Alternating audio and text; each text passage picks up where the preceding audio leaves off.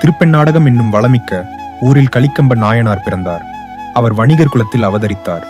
சிறு வயதிலிருந்தே சிவபெருமானின் மீது ஆழ்ந்த பக்தி கொண்டிருந்தார்.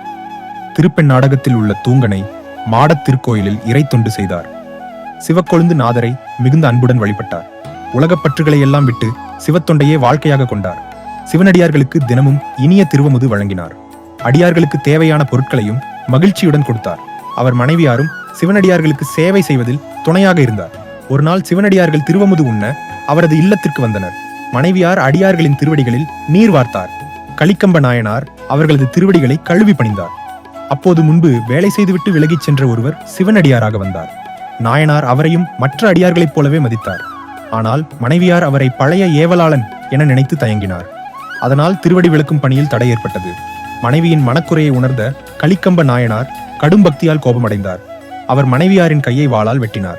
பின்னர் தாமே அடியாரின் திருவடிகளை கழுவி சேவை செய்தார்.